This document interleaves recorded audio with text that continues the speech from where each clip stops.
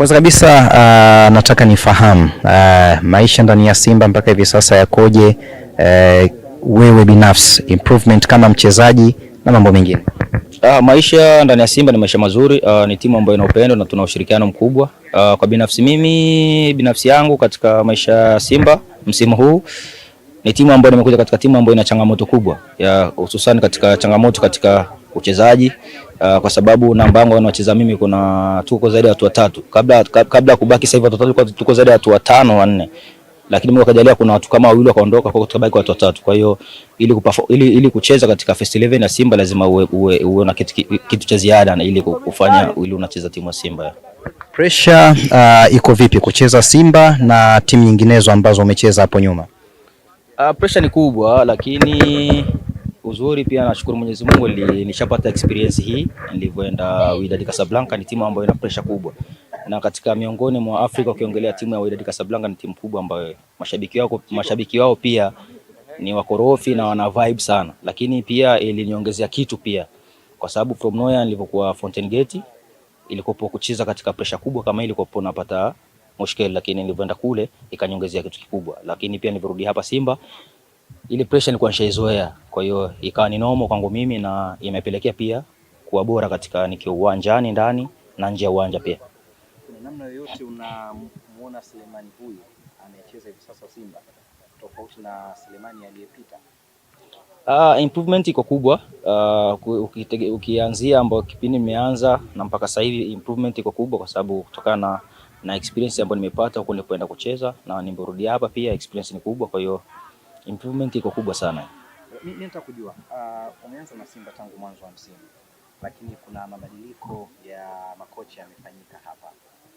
Kocha aliyepo hizi, kuna namna yoyote ile Simba ambayo mashabiki wanaiota, hata nyinyi wachezaji mnaiona kwa kile ambacho mnakifanya katika uwanja wa mazoezi na katika mechi? Cha kwanza, kila kocha aliyopita katika klabu ya Simba ana heshima yake ambayo aliweka katika ndani ya timu, na kila kocha amefanya kazi yake, lakini kushirikiana na kocha Beka sasa hivi ambaye yupo sasa hivi, naamini yale matarajio wana Simba wote ambao walikuwa wanatarajia timu yao iwe sehemu fulani, iwe na kiwango fulani, naamini improvement wameweza kuziona baadhi ya mechi ambazo tumezicheza, na tuombe afya na uzima, naamini kila kitu kitapoa, na ile Simba ambao wana mashabiki walikuwa wanaitamani iwepo ifike sehemu fulani, naamini itafika kwa uwezo wa Mwenyezi Mungu.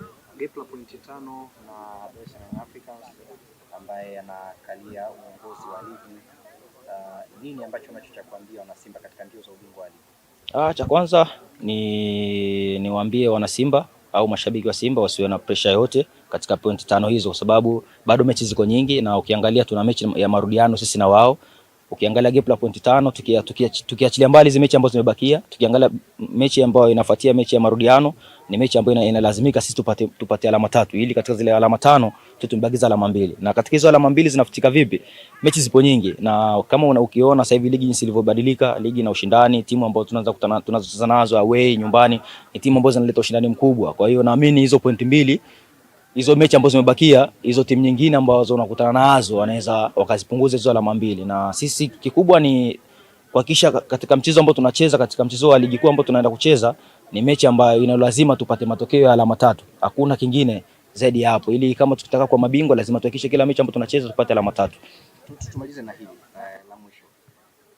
Kila mchezaji pengine Mtanzania kila anavyokuwa matamanio yake ni kuja siku moja kucheza dabi. Feeling yako ilikuwa vipi mara baada ya kucheza dabi ambayo ulicheza pale visiwani Zanzibar ambayo ilimalizika kwa sare bila kufungana?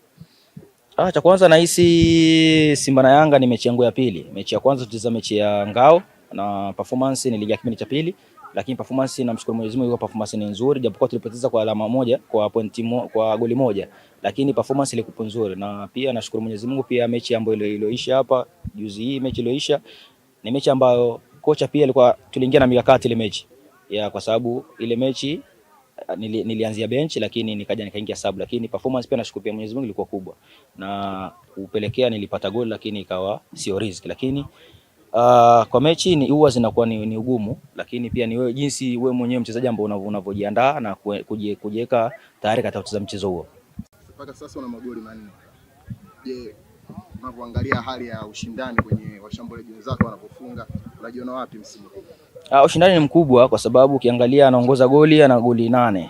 Anafuatia kuna goli 6, kuna goli 5, goli 4 ndio ziko nyingi, goli 3, goli 2 pia ziko nyingi. Lakini mechi bado ziko nyingi na naamini kwa uwezo wa Mwenyezi Mungu mechi ambazo nitapata idadi ya kucheza na nihakikishe niweze kupata goli ili kufikia malengo. Either ni hata nisipokuwa mfungaji bora, kuna zile alama au kuna zile namba ambazo nitakuwa nizifikie. Labda umeweka figa ngapi? 2 figa?